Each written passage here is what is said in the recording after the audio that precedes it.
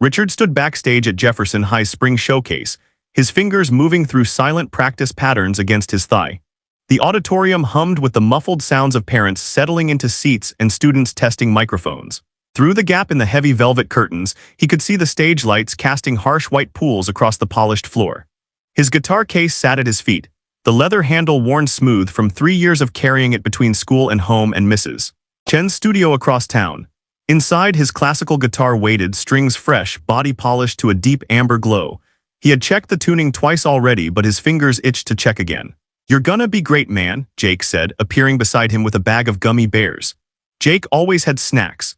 It was one of the reliable constants in Richard's life, like the way his mom reminded him to practice every morning or the way his little sister asked him to play that one song from the movie she liked.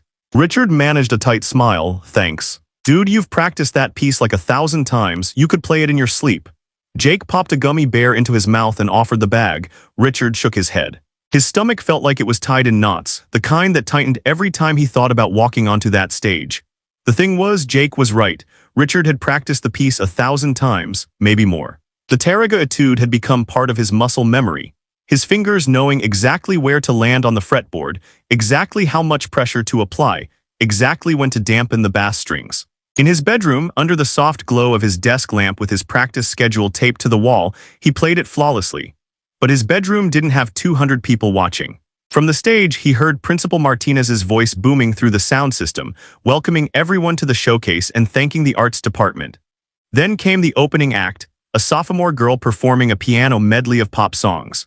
Richard could hear her confidence in every chord, the way she attacked the keys without hesitation. "Next up, we have Maya Torres performing an original song on ukulele," the student announcer said. Richard moved closer to the curtain gap, curiosity momentarily overriding his anxiety. Maya was in his English class, quiet and unassuming, the kind of student who sat in the middle rows and turned in assignments on time without fanfare. He hadn't known she played anything. She walked onto the stage wearing jeans and a flannel shirt, her ukulele looking almost toy-like in her hands. No formal concert dress, no carefully rehearsed stage presence. She sat on the stool, adjusted the microphone, and started playing. The first chord was slightly out of tune. Richard winced internally, his trained ear catching the dissonance immediately. But Maya didn't seem to notice, or if she did, she didn't care. She started singing, and her voice had a raw, unpolished quality that somehow worked with the simplicity of the ukulele. The song was about missing someone, about empty chairs at the dinner table and phone calls that never came. It wasn't technically impressive. Her strumming pattern was basic, her chord changes occasionally clumsy. But something about the performance held the audience. Richard could feel it even from backstage, the way the ambient noise of shuffling programs and whispered conversations faded into attentive silence. When Maya finished, the applause was immediate and genuine. She smiled, a real smile that reached her eyes, and walked off stage looking lighter than when she had walked on. Richard felt something twist in his chest. It wasn't jealousy exactly, though there was an edge of that. It was more like recognition of a gap he hadn't known existed. Maya had connected with the audience in a way he wasn't sure he ever had, despite his superior technique and carefully selected repertoire. Richard Chen performing Recuerdos de la Alhambra by Francisco Tarraga, the announcer called. His stomach dropped. This was it. Jake gave him an encouraging punch on the shoulder, and Richard picked up his guitar case, his hands steadier than he felt. He walked through the curtain into the blazing stage lights. The audience was a dark mass beyond the light, faceless and enormous. Richard sat on the stool, opened his case with practiced efficiency, and lifted out his guitar. The wood was warm against his chest, familiar and grounding. He adjusted the footstool, positioned his hands, and took a breath. He started playing. The opening measures came out exactly as practiced, the tremolo technique creating the illusion of a continuous flowing melody. His right hand fingers moved in their precise pattern, thumb on the bass notes, ring middle index fingers dancing across the treble strings in rapid succession. But something was wrong. He could feel it in the tightness of his shoulders, in the way his breath had gone shallow. He was playing the notes correctly, hitting every mark on his mental checklist, but the music felt mechanical, like a music box wound too tight. In the second section, where the melody shifted to a minor key, his concentration wavered for just a fraction of a second. His ring finger landed slightly flat, producing a buzzing note that cut through the tremolo like a scratch on glass. Richard's mind seized on the mistake. That was wrong, he thought, and the thought became an intrusion, breaking his flow. His fingers, no longer guided by muscle memory alone but now monitored by his panicking conscious mind, stumbled. Another wrong note, then another. He pushed forward, trying to recover, but the damage was done. The rest of the piece felt like damage control, like trying to steer a car that was already sliding on ice. By the time he reached the final chord, his shirt was damp with sweat and his jaw ached from clenching. The applause was polite, respectful, the kind of applause that acknowledged technical skill without emotional investment. Richard stood, bowed slightly, and walked off stage with his guitar clutched against his chest. Behind the curtain, away from the lights and the audience, he finally let himself breathe. Jake was there immediately. "That was good, man, really good." But Richard had heard Maya's performance. He knew the difference between good and something else, something he couldn't quite name but desperately wanted to understand. The ride home felt longer than usual. Richard sat in the back seat of his mom's car, his guitar case buckled in beside him like a silent companion. His younger sister Emma chattered about the performances she had liked, particularly the group of freshmen who had done a comedy sketch that involved someone dressed as a giant banana. "Your piece was really pretty, Richard," his mom said, glancing at him in the rearview mirror. "Very sophisticated." "Thanks," he managed, the word feeling hollow in his mouth. His dad, riding in the passenger seat, turned around with an encouraging smile. "Those classical pieces are so complex. I don't know how you keep all those notes straight." That was the problem, Richard thought. He had kept the notes straight. Every single one of them, except for those few catastrophic measures where everything had fallen apart. But keeping notes straight wasn't the same as making music, and he was only just beginning to understand the difference. At home, he went straight to his room and closed the door.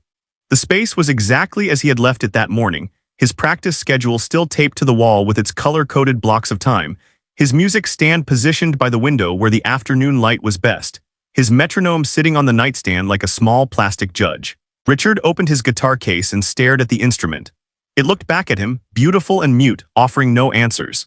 He thought about Maya's slightly out-of-tune ukulele and the way she had smiled when she finished, like the performance had given her something rather than taken it away. His phone buzzed.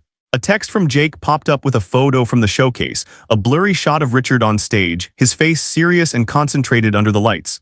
Jake had added the caption "Mozart Jr. in action" with a bunch of fire emojis. Richard set the phone face down without responding. He pulled out his laptop and opened YouTube, typing in the title of the piece he had performed. Dozens of videos appeared, performances by students and professionals, each thumbnail showing a different guitarist in a different setting. He clicked on one by a concert performer, a woman in her 40s playing in what looked like a small recital hall. Her technique was flawless, her tremolo so smooth it sounded like multiple guitars playing in harmony. Richard watched her fingers, trying to analyze what she was doing differently, but the answer wasn't in her technique. It was in her face. She looked peaceful, almost meditative, like she was having a private conversation with the guitar, and the audience just happened to be listening in. There was no fear in her expression, no anxiety about mistakes, just pure focus on the music itself. Richard clicked on another video, this one by a teenage boy about his age performing at a competition. The technique was impressive, maybe even more precise than the professional, but something was missing. The kid looked terrified, his eyes fixed on his fingers, his shoulders hunched with tension. When he finished, his expression showed relief rather than satisfaction. "I look like that," Richard said aloud to his empty room. "That's exactly what I look like." He closed the laptop and lay back on his bed, staring at the ceiling. Above his desk hung a photo from 2 years ago when he had won second place in the regional youth music competition. In the picture, he was holding a certificate and a small trophy, his smile wide and genuine. He tried to remember how that had felt, standing on stage accepting the award, but the memory was fuzzy, like looking through foggy glass. When had performing stopped being exciting and started being terrifying? When had the guitar transformed from something he loved into something he had to conquer? His phone buzzed again. This time it was a text from a number he didn't immediately recognize. "Hey Richard, this is Maya from English class. You sounded really good tonight. That piece was so complicated." Richard stared at the message, unsure how to respond. Maya, who had played with joy and imperfection, thought he sounded good. But she had no idea that every measure had felt like walking across a tightrope, that every note had been a small battle against his own spiraling thoughts. He typed and deleted 3 different responses before finally settling on, "Thanks. Your song was really moving. Did you write it yourself?" The reply came quickly. "Yeah, wrote it last month. It's about my grandma. She passed away in February." Richard sat up, phone in hand, suddenly seeing Maya's performance in a different light. She hadn't been trying to impress anyone or prove her technical skill. She had been sharing something personal, something real. The slightly out-of-tune chord and the simple strumming pattern hadn't mattered because the emotion behind the song was genuine. "I'm sorry about your grandma," he typed. "The song was beautiful, really honest. Thanks, music helps, gets the feelings out." Richard looked at his guitar, still in its case, and wondered when he had stopped using it to get feelings out and started using it to get approval. The shift had been gradual, so subtle he hadn't noticed it happening. Somewhere between his first recital and now, between playing for fun and playing for college applications, the purpose had changed. That night at dinner, Emma was still buzzing with excitement about the showcase. "I want to learn an instrument," she announced, waving her fork for emphasis. "Maybe drums or electric guitar, something loud." Their dad laughed. "Let's start with something a little quieter. Richard, maybe you could teach her some basics." Richard looked up from pushing food around his plate. "Sure, if she wants." "Do you still like playing?" Emma asked suddenly, with the blunt curiosity of a 12-year-old who hadn't yet learned to soften difficult questions. "You always look so serious when you practice." The question hung in the air. His parents exchanged a glance, and Richard felt their attention shift fully to him, waiting for an answer. "I love guitar," he said automatically, the response he always gave. But even as the words left his mouth, he wondered if they were still true. Did he love it, or did he love the idea of being good at it? Did he love music, or did he love the validation that came from mastering something difficult? "You should smile more when you play," Emma said matter-of-factly. Like that girl with the ukulele, she looked happy. After dinner, Richard returned to his room and did something he rarely allowed himself to do. He pulled out his guitar and played without any plan, without his practice schedule or metronome or music stand. He just played whatever came into his fingers. Fragments of songs he had learned years ago, melodies that didn't have names, chords that felt good under his hands. He made mistakes, lots of them. But in the privacy of his room, with no audience and no judgment, the mistakes didn't matter. For 20 minutes, maybe 30, he just played, and it felt like visiting a part of himself he had locked away. When he finally put the guitar back in its case, he felt something he hadn't felt in months. Not accomplishment exactly, and not pride, something quieter and more fundamental. It felt a little bit like relief. Sunday morning arrived with the pale gray light that came before sunrise. Richard woke earlier than usual, his mind already churning through the previous night's performance, analyzing each mistake, each moment where his focus had slipped. The mental replay was automatic now, a habit he couldn't seem to break even in those first fuzzy moments of consciousness. He reached for his phone and found 3 new messages. One from his guitar teacher, Mrs. Chen, sent late last night. "I heard you performed yesterday. Come see me Monday after school, we should talk." The message was characteristically brief, offering no judgment or commentary, just an invitation that somehow felt weighted with importance. The second message was from Jake, a meme about stage fright with the caption, "This you." The third was from his mom, sent to the family group chat, a photo of Richard on stage that someone's parent had posted to the school Facebook page. She had added 3 heart emojis and the words, "So proud of our musician." Richard set the phone down and stared at his ceiling, where a water stain shaped vaguely like a map of Italy had been growing slowly for the past year. His parents were proud. His teacher wanted to talk. Jake was being supportive in his Jake way. Everything was fine. Everything was exactly as it should be. So why did he feel like something was breaking? He got up and went through his morning routine on autopilot, brushing his teeth while mentally running through scales, eating breakfast while thinking about the fingering patterns he needed to work on. His practice schedule called for 2 hours on Sunday mornings, dedicated to sight reading and learning new pieces.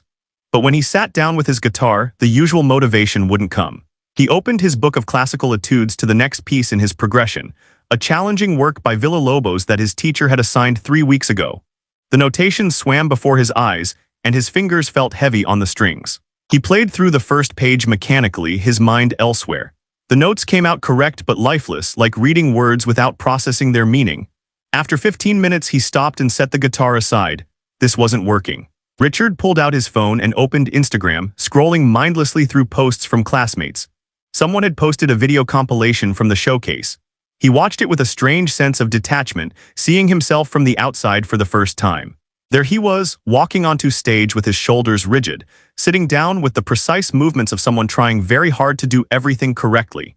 Even before he started playing, his body language screamed anxiety. And then the performance itself, his face tight with concentration, his eyes fixed on his hands rather than engaging with the audience or the music. The comments under the video were mostly positive. "Richard Chen is so talented." And that classical piece was insane, and strings of fire emojis. But Richard noticed what wasn't there. The kind of enthusiastic response that Maya's performance had generated, people talking about how the song made them feel, how they had been moved or touched or connected to something real. His performance had impressed people, Maya's had reached them. The difference suddenly seemed enormous. Richard clicked over to Maya's profile, curious. Her bio said songwriter, dog mom, probably crying about something with a flower emoji. Her posts were a mix of her golden retriever, pictures of coffee, and occasional short videos of her playing ukulele. He clicked on the most recent one.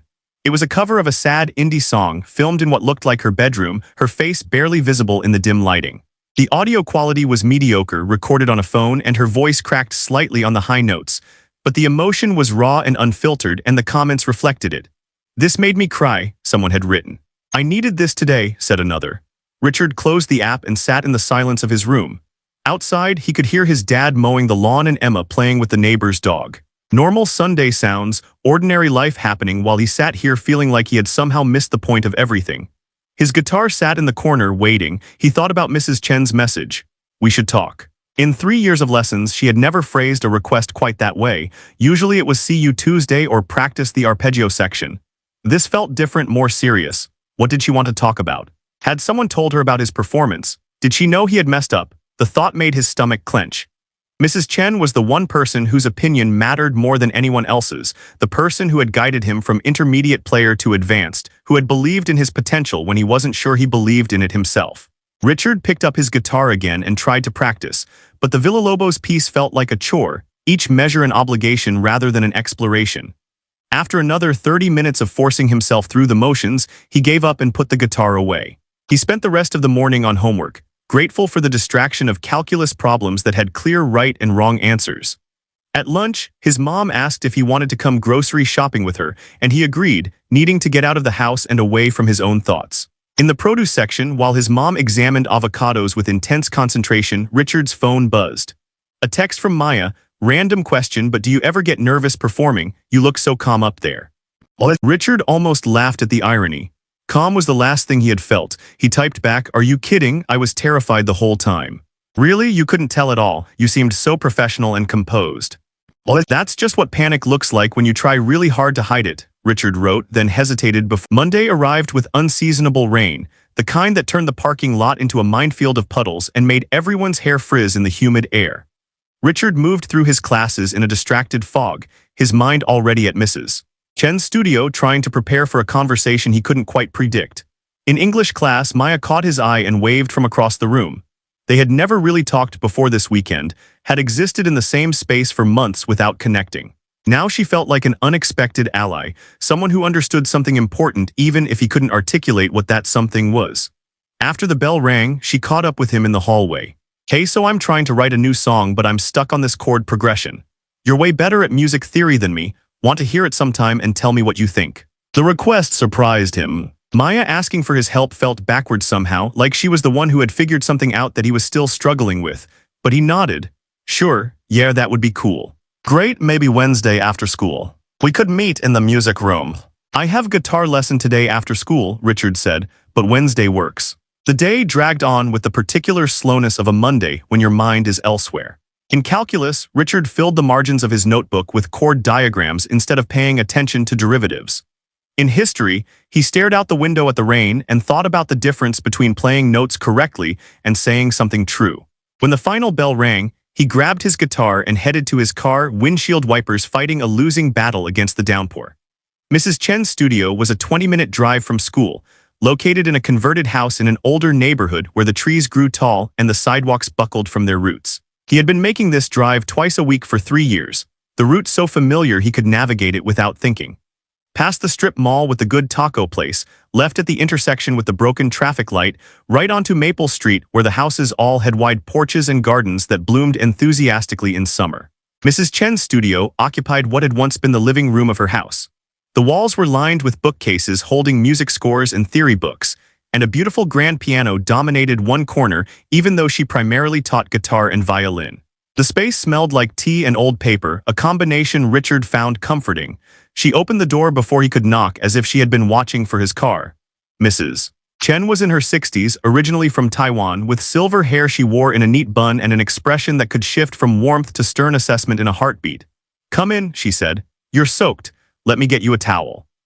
Richard wiped his feet on the mat and set his guitar case down carefully. Mrs. Chen returned with a towel and gestured to the chair where he usually sat for lessons. But instead of taking her own chair opposite him, she sat in the armchair by the window, a position that signaled this wasn't a regular lesson. So, she said, her hands folded in her lap. Tell me about the showcase. Richard had prepared several responses during the drive over different ways to explain or excuse his performance. But sitting in the familiar studio with Mrs. Chen watching him with those calm, knowing eyes, he found he couldn't muster the energy for pretense. I messed up, he said simply. The second section I lost focus and made mistakes, then I couldn't recover. I heard, Mrs. Chen said. Margaret Wu's daughter performed, so Margaret sent me a video. Richard's stomach sank. Of course there was a video. Of course his teacher had seen exactly how badly he had done. I'm sorry, I practiced so much and I know the piece inside and out, but when I got on stage I just couldn't. Mrs. Chen held up a hand, stopping him. Do you know what I noticed when I watched that video? He waited, bracing himself for criticism about his technique or his preparation. You looked miserable, she said. From the moment you walked onto that stage until the moment you left. Not nervous, which would be normal. Not excited, which would be ideal. Miserable, like you were enduring something painful rather than sharing something beautiful. The accuracy of her observation left Richard without a response. He stared at his hands, at the calluses on his fingertips that marked him as someone who practiced seriously. How long have you been feeling this way, Mrs. Chen asked, her voice gentler now. I don't know, a while, maybe always. Not always, she corrected. I remember when you first started lessons with me. You were 14, already quite skilled, but there was a lightness in the way you played. You made mistakes then too, more than you do now. But you would laugh and try again. You played like someone who loved the guitar. I do love it, Richard said automatically. Do you, or do you love being good at it? The question landed like a stone in still water, ripples spreading outward. Richard opened his mouth to argue, to insist that of course he loved music. That was why he practiced 2 hours a day. Why he had built his whole identity around being the guitar guy. But the words stuck in his throat because he wasn't sure they were true. I don't know anymore, he admitted finally. I thought they were the same thing. Mrs. Chen stood and walked to the piano, running her fingers along its polished surface. When I was your age, I was studying at a conservatory in Taipei. Very prestigious, very competitive. I was good, but there were students who were better. I practiced harder than all of them, determined to be the best. She turned back to face him. I made myself sick with it, literally sick. Stress, headaches, stomach problems, anxiety that kept me up at night. And the more I practiced, the worse I played because I was so afraid of making mistakes that I couldn't let the music breathe. Richard had never heard this story before. In 3 years of lessons, Mrs. Chen had shared very little about her own musical journey. What happened? My teacher, a very wise woman, told me I had to choose. I could keep chasing perfection and probably destroy my love of music in the process. Or I could remember why I started playing in the first place and accept that perfection isn't the goal. Expression is the goal. Connection is the goal. Perfection is just a tool to help you get there, not the destination itself. What did you choose? I chose expression.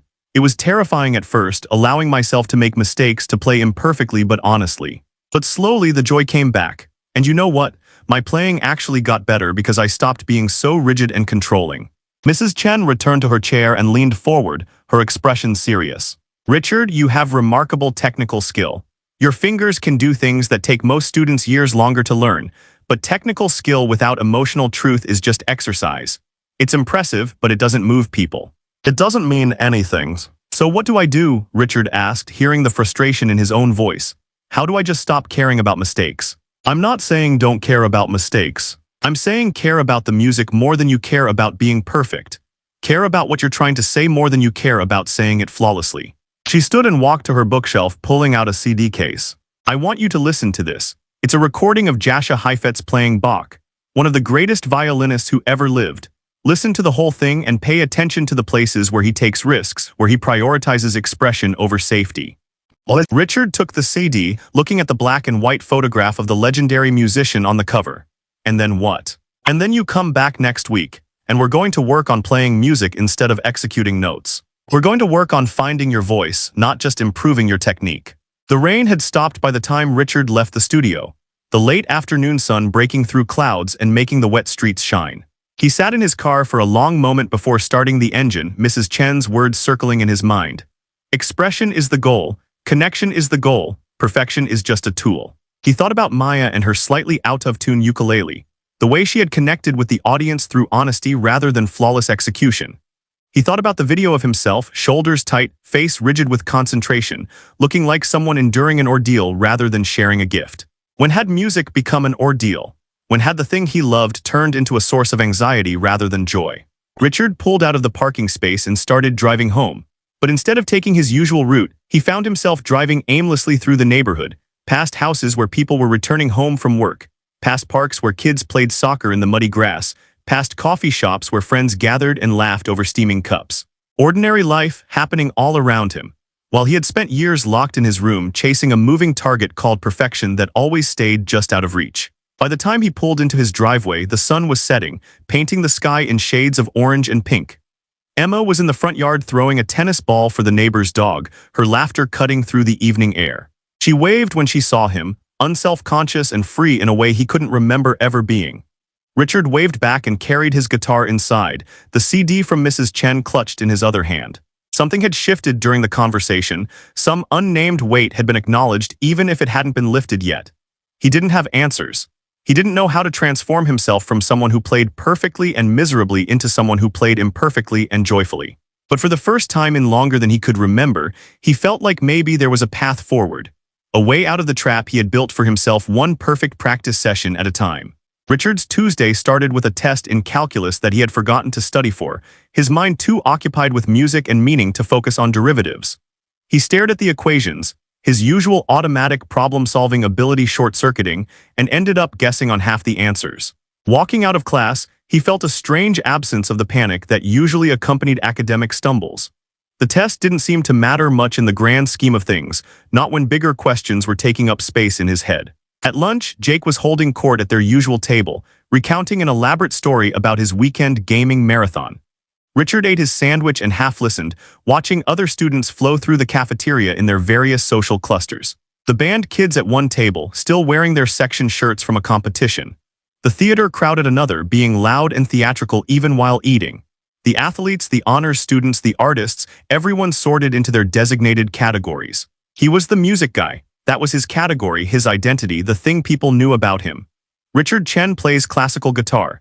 Richard Chen is really good. Richard Chen is going to study music in college and probably become famous or at least successful or at least competent enough to make a living from it. But who was Richard Chen when you took away the guitar?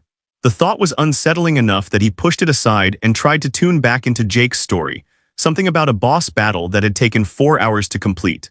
After school, Richard went straight home instead of to guitar practice. His schedule called for an hour of technical exercises followed by an hour on the Villalobos piece, but he couldn't muster the motivation. Instead, he lay on his bed and listened to the Heifetz recording Mrs. Chen had given him.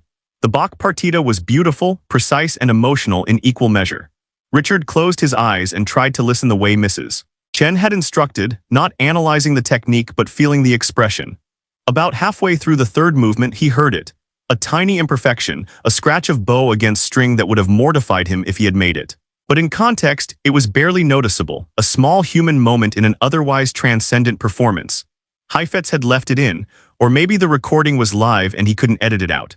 Either way, the tiny mistake didn't diminish the performance. If anything, it made it more powerful, proof that even legends were reaching for something beyond their guaranteed grasp. Richard opened his eyes and stared at his ceiling. The water stain that looked like Italy seemed to have grown slightly, spreading its borders into what might be Sicily if you squinted. He thought about Mrs. Chen's words, about choosing expression over perfection, and tried to imagine what that would actually look like in practice. His phone buzzed, a text from his mom. "Can you pick up Emma from soccer practice at 5? I'm stuck at work." Richard checked the time. He had 2 hours. On impulse, he grabbed his guitar and his keys and drove back to school. The building was mostly empty this time of day, just a few teachers still in their classrooms and the athletes using the gym. The music room was unlocked, as it usually was until 6. He went inside and sat in one of the practice rooms, small soundproof cubicles with a chair, a music stand, and acoustics that made everything sound both intimate and lonely. Richard took out his guitar and sat for a moment, just breathing, trying to quiet the constant mental chatter about technique and expectations. Then he played, not the Villalobos piece he was supposed to be learning, not scales or arpeggios or sight-reading exercises. He played a song his dad used to strum on the old guitar that now lived in Richard's room, a James Taylor tune about sunshine and friendship. Simple chord progressions, nothing technically challenging, but something that had made 10-year-old Richard want to learn guitar in the first place. His fingers were rusty on the pattern, stumbling over changes they hadn't made in years. But he kept playing, letting muscle memory from long ago resurface. The song felt good under his hands, uncomplicated and honest, and for the first time in recent memory he smiled while playing. When he finished, he sat in the silence of the practice room and felt something unlock in his chest. This was why he had started, not to impress anyone or win competitions or build a resume for college applications. Just because making these sounds felt good, felt right, felt like a way to be in the world that made sense. Richard pulled out his phone and before he could overthink it, sent a text to Maya. "Hey, you free now? I'm at school in the music room, could use some company." Her response came 5 minutes later. "Be there in 10, bring snacks." He laughed and went to the vending machine in the hallway, buying a bag of chips and 2 bottles of water. When Maya arrived, slightly out of breath from hurrying, her ukulele case slung over her shoulder, Richard felt an unexpected surge of gratitude for her existence, for her willingness to show up without needing extensive explanation. "So what's up?" Maya asked, settling into a chair and accepting the chips. "You sounded kind of intense in your text." "Did I? I didn't mean to. I mean, you said you could use company, which from a guy who usually eats lunch while reading music theory books is basically a cry for help." Richard laughed despite himself. "I didn't realize you'd notice my lunch reading habits." "Dude, everyone notices. You're kind of intimidating actually, in like an insanely talented and dedicated way." The word intimidating landed strangely. Richard had never thought of himself that way, had always felt like he was barely keeping up, always one mistake away from being exposed as not actually that good. "I don't feel intimidating, I feel like I'm failing at something I can't figure out." Maya opened the chips and crunched thoughtfully. "What are you trying to figure out?" "How to play music without feeling like I'm dying inside." She nodded like this made perfect sense. "Okay, yeah, that's a real problem. Want to talk about it or just play stuff?" "Play stuff," Richard echoed. "Yeah, that's what I do when I'm in my head too much. I just play whatever until my brain shuts up and lets me feel things instead of think things." It was the same instinct that had brought Richard to the practice room, the same impulse that had made him play the James Taylor song. "Okay. Yeah, let's do that." Maya pulled out her ukulele and strummed a few chords, tuning by ear with the unself-conscious ease of someone who had never worried about perfect pitch. "You know any Beatles?" "Some. Which one?" "Let's do Blackbird." "You know it." Richard did. It was one of the first fingerstyle pieces he had learned, back when he was still playing steel string acoustic. He found the pattern on his classical guitar, the melody emerging gentle and melancholy. Maya came in on the second verse, her voice soft and slightly rough around the edges. They weren't perfectly in sync, and the ukulele's bright tone clashed slightly with the classical guitar's warmth, but something about the imperfect combination worked. It sounded like 2 people making music together rather than 2 people executing a flawless performance. When they finished, Maya grinned. "Okay, that was fun, your turn to pick one." They played for the better part of an hour, trading songs, sometimes harmonizing, sometimes just taking turns while the other listened. Richard felt the tightness in his shoulders gradually release, the constant self-monitoring voice in his head growing quieter. He made mistakes and Maya made mistakes, and none of it mattered because they were just playing. Just filling the small practice room with sound for no reason except that it felt good. At one point, Maya paused between songs and looked at him with curiosity. "Can I ask you something?" "Sure." "Why did you start playing guitar? Like originally before it became this whole big serious thing?" Richard thought back to that dusty guitar in the attic, to Saturday mornings when the house was quiet and he could make sounds that felt like magic. Like he was speaking a language that bypassed words entirely. "My dad had this old guitar he never played. I found it when I was 10 and asked if I could try. He showed me a few chords and I just got obsessed. I'd practice until my fingers hurt, but it was the good kind of hurt, you know. Like proof I was getting somewhere." "So when did it stop being the good kind of hurt?" The question cut straight to the center of things. "I don't know exactly, somewhere between lessons and competitions and realizing I was actually pretty good at it. It stopped being about playing and started being about proving something."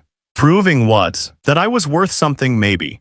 That I had value because I could do this difficult thing better than most people." Maya was quiet for a moment, her fingers absently plucking single notes on her ukulele.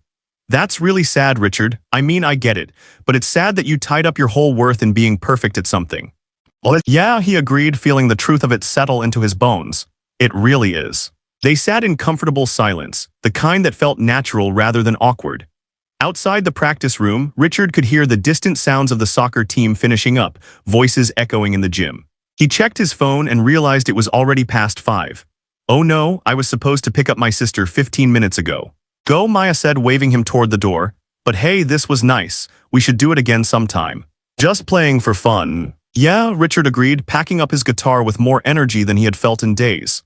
I'd really like that. Driving to the soccer field with Emma's annoyed texts piling up on his phone, Richard felt something that might have been hope. He wasn't fixed. The anxiety about performing and the fear of mistakes and the crushing weight of expectations hadn't magically disappeared. But for an hour, he had played music without that weight, and it had felt like remembering a language he used to speak fluently before he got too concerned with speaking it perfectly. Maybe that was where he needed to start. Not with fixing his technique or conquering his fear, but with remembering why he had fallen in love with 6 strings and a wooden box in the first place. Saturday morning arrived with the kind of bright clarity that made everything look sharper, colors more vivid. Richard woke before his alarm, his mind already drifting toward his lesson with Mrs. Chen. This would be different from their usual sessions, she had said. Less about technique and more about finding his voice.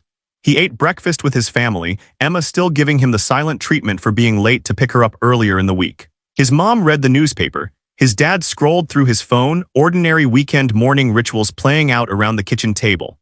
Richard felt present in a way he usually didn't, less consumed by the mental practice happening constantly in the background of his thoughts. Big plans today, his dad asked, looking up from an article about local politics. Guitar lesson, but I think it's going to be different than usual. Different how? Richard struggled to articulate it. Less about playing right and more about playing honestly. His dad nodded like this made sense, though Richard wasn't sure it did. How did you practice honesty? How did you improve at being yourself? He arrived at Mrs. Chen's studio exactly on time. She opened the door wearing casual clothes instead of her usual teaching attire, jeans and a soft sweater that made her look more relaxed than Richard had ever seen her. Come in, she said. Did you listen to the recording? 3 times. And what did you hear? Richard followed her into the studio and sat in his usual chair. I heard someone taking risks. Someone more interested in saying something meaningful than in playing every note perfectly. Mrs. Chen smiled, the kind of smile that reached her eyes and made the lines at their corners deepen. Good, that's exactly right. Now today, we're going to work on you doing the same thing. She picked up her own guitar, a beautiful classical instrument with a warm honey color that she had brought with her from Taiwan decades ago. Richard had only heard her play a handful of times in 3 years of lessons. Usually she demonstrated concepts on his guitar or hummed melodic lines for him to follow. I want you to play the Taraga piece from the showcase, she said, but I want you to forget everything you've practiced. Don't think about the fingering or the technique or the notes. Just play it like you're telling me a story. The actual story, not the perfect sanitized version. Richard positioned his hands over the strings, then hesitated. I don't know if I can do that. Try. If it doesn't work, we'll figure out why. He took a breath and began. The opening measures came out tentative, his fingers finding the tremolo pattern from muscle memory, but his mind trying to do what Mrs. Chen asked, trying to find the story beneath the notes. What story was Taraga trying to tell when he wrote this? Something about memory, about longing, about a place that existed in the past and could only be revisited through music. Richard had never been to the Alhambra, the Spanish palace that inspired the piece. But he knew about longing for something that felt out of reach. He knew about memory and the way beautiful moments slipped through your fingers even as you tried to hold them. He leaned into that feeling, letting the melody breathe instead of marching forward at the perfect tempo. In the second section where he had stumbled during the showcase, he felt the familiar flutter of panic but pushed through it, not stopping to fix or restart, just continuing forward like Mrs. Chen had said. He made mistakes, several of them. But he kept playing, letting the music carry him instead of trying to control every microsecond of it. When he reached the final chord, he let it ring out until the sound faded completely into silence. Mrs. Chen was watching him with an expression he couldn't quite read. How did that feel? Scary but also kind of good, I don't know, different. It was different. Did you hear the difference? I heard the mistakes. I'm sure you did. But I heard something else. For the first time since you've been my student, I heard you actually playing music instead of executing a performance. Do you understand the distinction? Well, Richard thought about it, about the way the piece had felt emerging from his hands versus the hundreds of times he had practiced it in his room. She handed the notebook to Richard. The pages were filled with neat handwriting in Chinese characters, with occasional English phrases and musical notations scattered throughout. You don't read Chinese, but you understand the idea. Before you practice a piece, you write about it. What is the composer trying to say? What do you want to say with it? What feeling are you trying to evoke in a listener? Richard flipped through the pages, seeing dates from 40 years ago, seeing the young version of Mrs. Chen wrestling with the same questions he was facing now. Did it help? It transformed my playing. It forced me to think about music as communication rather than as accomplishment. Some days I would write 2 pages before I even touched my instrument. Some days just a sentence or two, but always it centered me in the purpose of what I was doing. She returned to her chair and picked up her guitar again. Now I'm going to play something for you. I want you to listen not as a student analyzing technique, but as a human being receiving a message. Mrs. Chen closed her eyes for a moment, settling into herself, then began to play. Richard recognized the piece immediately, a Villalobos prelude they had discussed months ago. But hearing Mrs. Chen play, it was entirely different from hearing it in his head or in a recording. She played with complete freedom, taking liberties with the tempo, leaning into certain phrases while rushing through others, creating a sense of spontaneity that made the familiar piece feel brand new. There was longing in the minor key passages, joy in the major resolutions, a whole emotional journey condensed into 4 minutes of music. When she finished, Richard realized his eyes were damp. He blinked, surprised by his own reaction. "That was beautiful," he said quietly. "I made at least a dozen technical mistakes," Mrs. Chen replied. "Did you notice them?" "No, I wasn't listening for mistakes, I was just listening." "Exactly. That's what we want your audience to do. Listen to the message, not grade the execution." She set her guitar down and looked at him seriously. "Richard, I know you're thinking about college applications and competitions and building a future in music. Those things matter and technical excellence matters for those things. But if you only focus on perfection, you'll build a career that makes you miserable. I've seen it happen to too many talented students." "What happened to them?" "Some quit music entirely, burned out before they turned 30. Some became session musicians, technically proficient but creatively dead. A few figured out how to balance technique and expression, but it took them years to unlearn the habits that their early training had drilled into them." She stood and walked to the window, looking out at the street where morning joggers passed by and a dog walker managed 3 tangled leashes. "I don't want that for you. You have real talent, Richard. Not just technical ability, but musicality. I've heard glimpses of it, moments where you forgot to be perfect and just played. Today was one of those moments. I want to help you find more of them." Richard felt something shift in his chest, a loosening of a knot he hadn't fully realized was there. "I want that too, I just don't know how to stop being afraid." "The fear doesn't disappear," Mrs. Chen said, turning back to face him. "Even after 40 years of playing, I still get nervous before performances, but I learned to be more afraid of playing safely than of making mistakes. I learned that the biggest risk is not taking risks." She returned to her chair and picked up a piece of sheet music, one Richard didn't recognize. "For the next month, we're going to try something different. I want you to practice half as much as you normally do." "What?" "But I have the regional competition in 6 weeks, and I need to." "You need to remember why you play," Mrs. Chen interrupted gently but firmly. "You need to reconnect with the music before you can perform it honestly. So we cut your practice time in half. And the time you do practice, I want you to split it differently. 15 minutes on technique, yes, but then an hour just playing, exploring, experimenting. Play pieces you love even if they're simple. Play things badly. Play things you've never played before, just play." Richard felt panic rising. Everything in his conditioning screamed that this was wrong, that success required hours of disciplined practice, that cutting back was the same as giving up. But another part of him, quieter but insistent, whispered that maybe Mrs. Chen was right. Maybe he had been practicing himself into a corner, building technical walls that trapped him rather than freed him. "What if I get worse?" he asked. "What if you get better, not technically better, but actually better? Better at connecting with audiences, better at expressing emotion, better at enjoying the thing you claim to love?" Richard sat with the question, feeling its weight. What did he want, to be perfect and miserable or to be human and honest?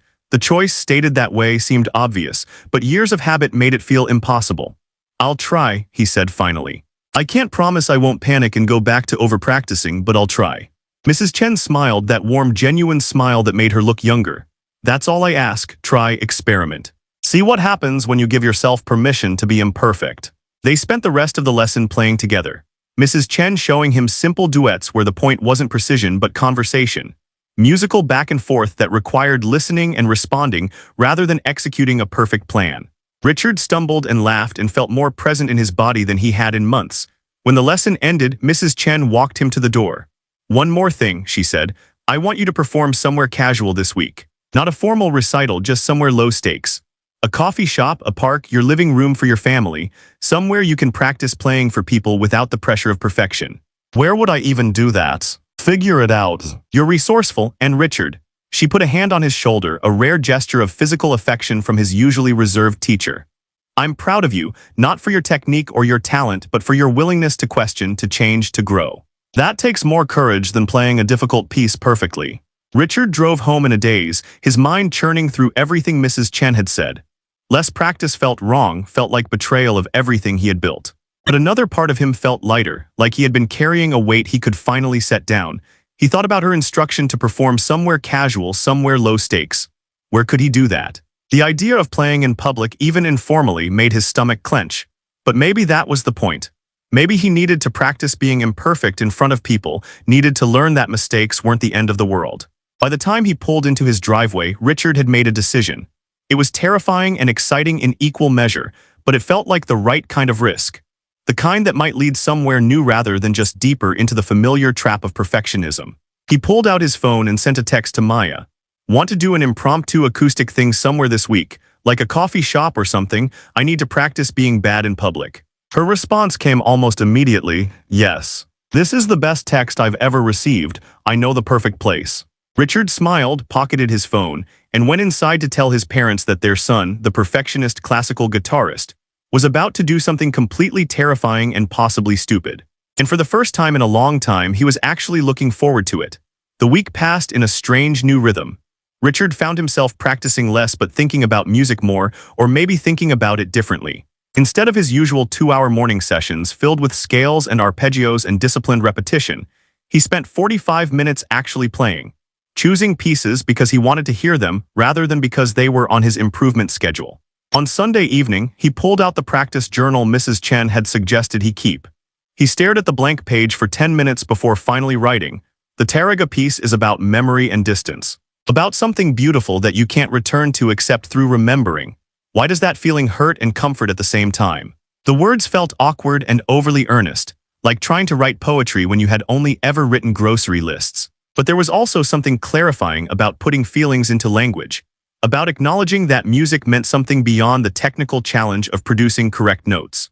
At school on Monday, Richard moved through his classes with half his attention on an upcoming calculus test, and half on the terrifying prospect of performing casually at a coffee shop.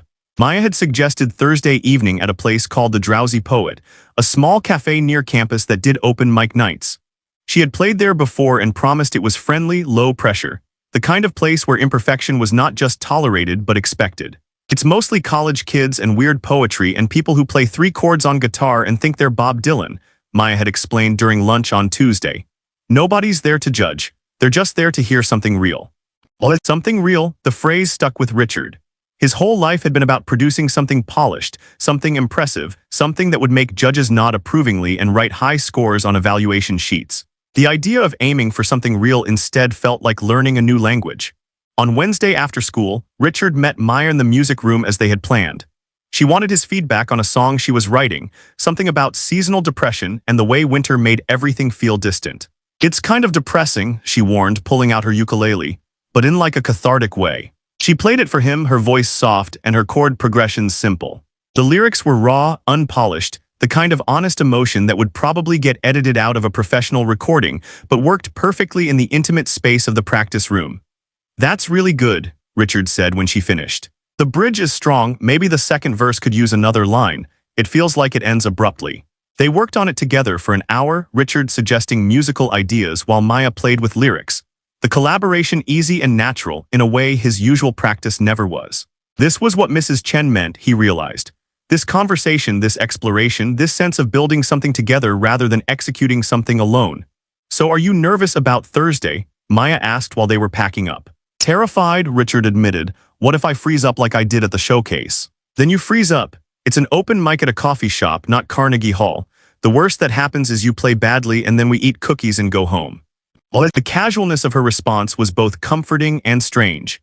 In Richard's world, performing badly was a catastrophe, a mark of failure that reflected on his worth as a musician and as a person. But Maya seemed to genuinely believe that playing badly was just a thing that sometimes happened, no more significant than burning toast or missing a bus. How are you so okay with messing up? Richard asked. Maya shrugged, slinging her ukulele case over her shoulder. I don't know, I guess because I'm not trying to be perfect. I'm just trying to share stuff I've written. If people like it, great. If they don't, that's okay too. The point is the sharing, not the reception. Richard turned this over in his mind as he drove home. The point is the sharing, not the reception. What would it feel like to perform with that mindset, to walk on stage caring more about communicating than about being evaluated? That evening, Richard did something he hadn't done in years. He played guitar in the living room instead of his bedroom where his family could hear. His mom was reading on the couch, his dad was half watching a basketball game, Emma was doing homework at the dining table. Normal evening activities, nothing special. Richard sat in the armchair with his guitar and started playing the James Taylor song he had rediscovered earlier in the week. Simple and warm, the kind of music that didn't demand attention but offered it gently. His mom looked up from her book and smiled. Emma stopped pretending to do homework and just listened. His dad turned down the volume on the game, and Richard played, making mistakes and not stopping to fix them, just letting the song be what it was. When he finished, Emma said, "That was nice, play another one." So he did, then another. For 40 minutes, Richard played in the living room while his family went about their evening, the music a backdrop to ordinary life rather than a performance demanding undivided attention. It felt vulnerable and comfortable at the same time, like speaking in his normal voice after years of only using his formal presentation voice. "You seem different lately," his mom said after he had finished a fourth song and was considering a fifth. "More relaxed." "I'm trying to be less perfect," Richard said, then laughed at how strange that sounded. "I mean, I'm trying to worry less about being perfect." His dad set down his phone and looked at Richard with interest. "Is that what your teacher is working on with you?" "Yeah, she basically told me I'm technically good but emotionally constipated." Emma snorted with laughter. She did not say that. Not in those words, but that was the message. His mom closed her book, marking her place with a finger. "You know, when you were younger, maybe 10 or 11, you used to play all the time, just for fun, just because you felt like it. I loved hearing it, these little fragments of songs coming from your room at random times. Somewhere along the way, it stopped being random and started being scheduled. I missed the random version." The observation landed gently but precisely. Richard thought about his practice schedule, his color-coded blocks of time, his systematic approach to improvement. Somewhere in the pursuit of excellence, he had squeezed out spontaneity, had replaced joy with discipline. "I'm trying to find my way back to random," Richard said. Thursday arrived faster than Richard wanted. He spent the day distracted, only half present in his classes, his mind alternating between anticipation and dread about the evening.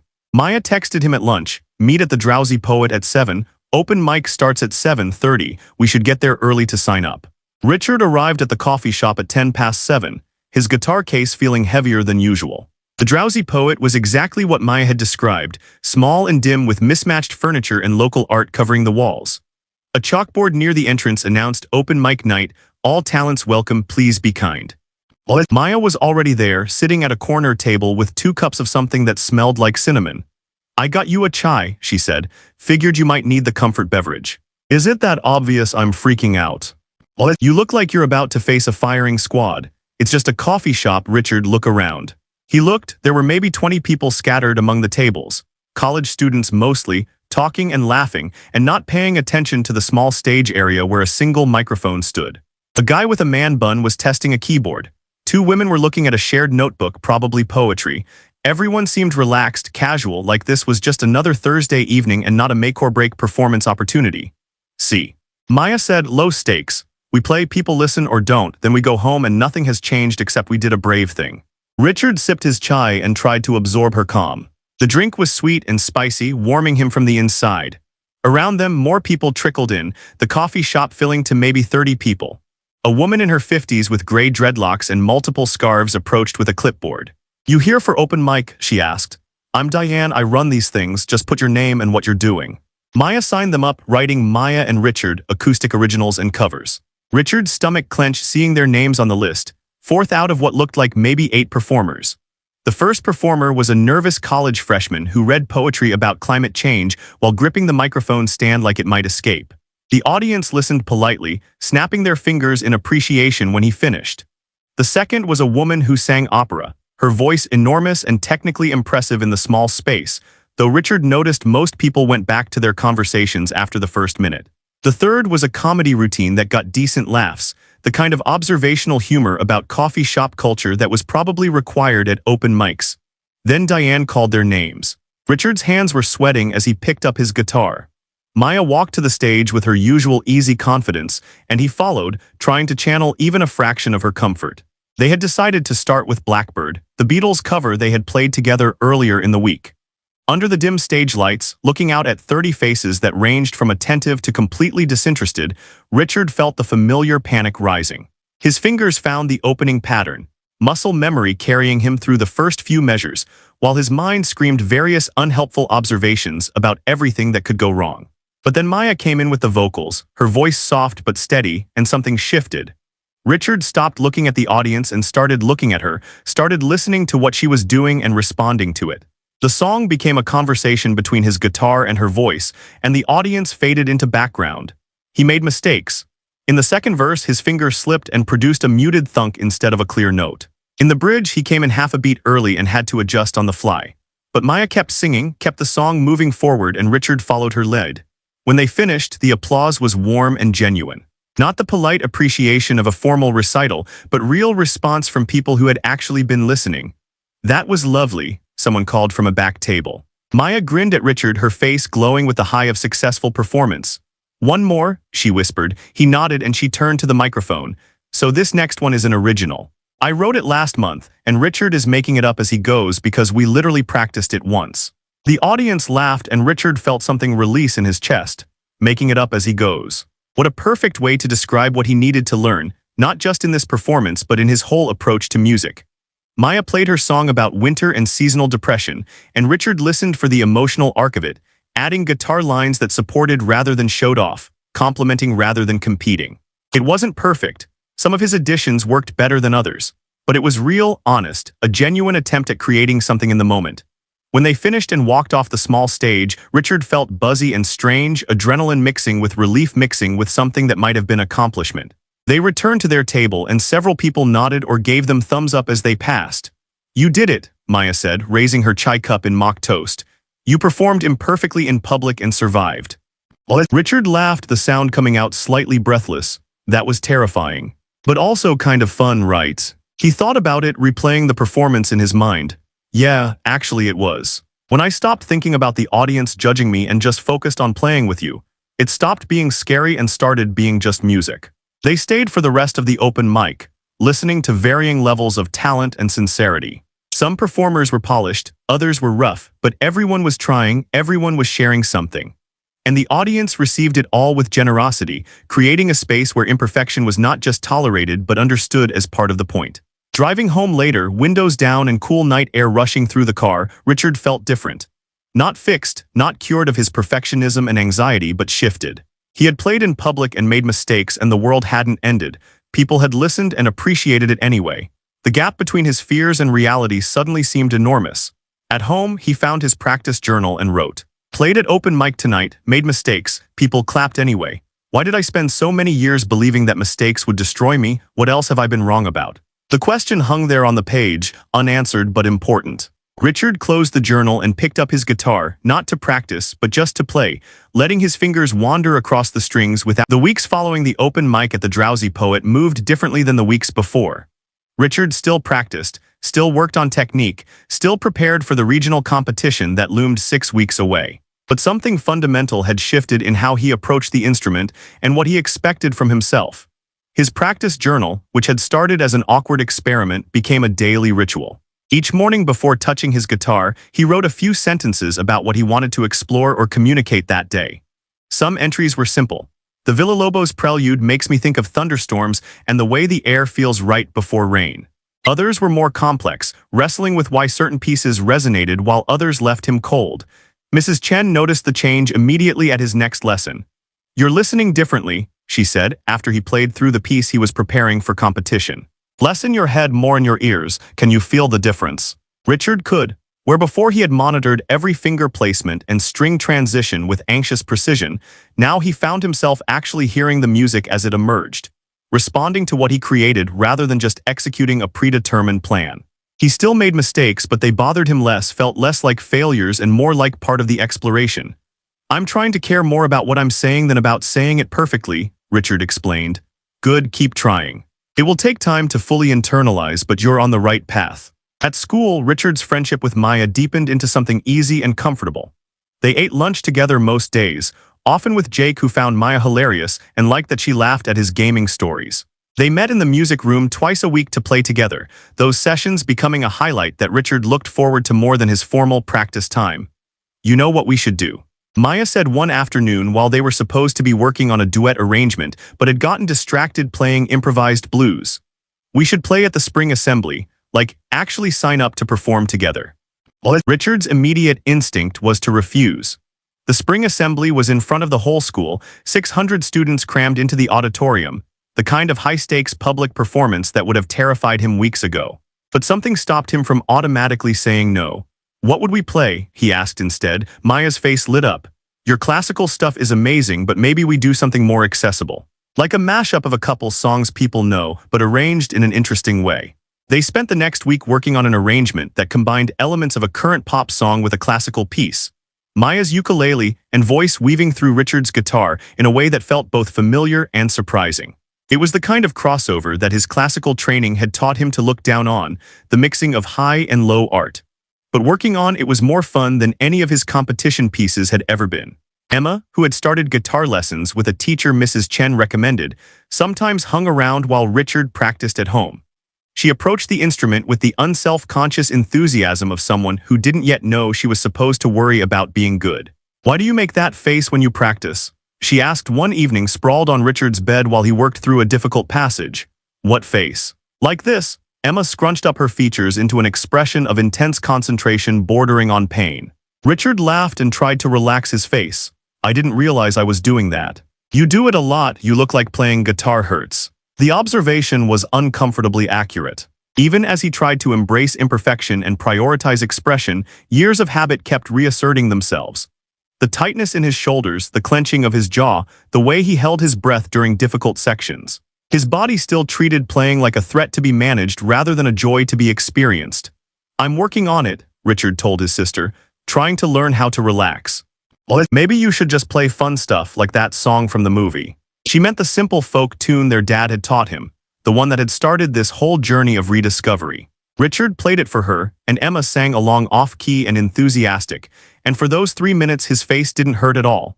The regional competition approached with its usual mixture of excitement and dread. Richard was preparing a program of 3 pieces, including the Taraga etude that had given him so much trouble. But now when he played it, he thought about what Mrs. Chen had said about memory and distance, about beauty that could only be revisited through music. He thought about his own memories, about the 10-year-old who had found a guitar in an attic and fell in love with the sound of strings. 2 weeks before the competition, Mrs. Chen made an unexpected suggestion. I want you to record yourself playing the full program, not for submission, just for you to hear. But I want you to do it in one take, no stopping to fix mistakes, just playing through like you would in the actual performance. Richard set up his phone in his room that evening and played through all 3 pieces. The recording was imperfect, scattered with small errors and moments where his technique wasn't quite clean. But listening back, he heard something he had never heard in his playing before. He heard personality, heard a distinct voice, heard someone who was genuinely trying to communicate something rather than just demonstrate technical proficiency. He texted the recording to Mrs. Chen without commentary. Her response came an hour later. This is you. This is your voice. Take this version to the competition. The night before the competition, Richard couldn't sleep. He lay in bed running through the program in his mind, not obsessively drilling the difficult passages like he would have done before, but rather imagining the emotional arc of the performance. What story was he trying to tell? What did he want the judges to feel? Around midnight, he gave up on sleep and went downstairs, finding his dad in the kitchen making decaf coffee and reading a mystery novel. Nervous about tomorrow? His dad asked, not looking up from his book. Yeah, but different nervous than usual, less like I'm terrified of failing and more like I'm excited to share something. His dad set down the book and smiled. That sounds healthy. When did that shift happen? Richard thought about it, about the chain of events that had led from the showcase disaster to this moment. Maya's honest performance, Mrs. Chen's intervention, the practice journal, the open mic, the countless small moments of choosing expression over perfection. I think it started when I realized being perfect was making me miserable. And then I had to figure out what to prioritize instead. And what did you figure out? That I'd rather play music that means something, even if it's not flawless, than play flawlessly and feel dead inside. His dad stood and gave Richard's shoulder a squeeze. I'm proud of you, kid, not for your talent or your accomplishments, for your courage to change direction when something wasn't working. The competition was held at a university concert hall an hour away. Richard arrived with his parents and Emma, checking in at a table where volunteers distributed program numbers and schedule information. The waiting area buzzed with nervous energy, dozens of young musicians in formal concert attire, some warming up in practice rooms, others sitting quietly with earbuds in, presumably visualizing their performances. Richard found a corner and did his breathing exercises, the ones Mrs. Chen had taught him for managing performance anxiety. But the anxiety felt different today. Present but not overwhelming, energizing rather than paralyzing. Maya had texted that morning, "Good luck today, remember you're not trying to be perfect, you're trying to say something true, you've got this." He was fourth in his age category, which meant enough time to settle his nerves but not so much time that the waiting became torturous. When his name was called, Richard walked onto the stage with his guitar, looking out at the panel of 3 judges and the scattered audience of families and other competitors. Under the stage lights with all eyes on him, Richard felt the familiar flutter of panic. His hands wanted to shake, his breath wanted to go shallow. But he paused before sitting down, took a real breath and remembered why he was here. Not to prove anything, not to win, just to share 3 pieces of music that he had worked hard to understand and communicate. Richard sat, positioned his guitar and began. The opening piece was a Bach prelude, technically demanding but emotionally direct. He played it clearly and cleanly, his technique solid but not rigid, leaving room for the music to breathe. One measure felt slightly rushed, but he didn't let it throw him off, just continued forward. The second piece was a modern composition, full of extended techniques and unusual timbres. This was where he had worried most about mistakes, about the judges catching technical imperfections. But as he played, Richard found himself caring more about capturing the strange, unsettling beauty of the piece than about executing every detail flawlessly. Then came the Tarraga Etude, the piece that had haunted him since the showcase.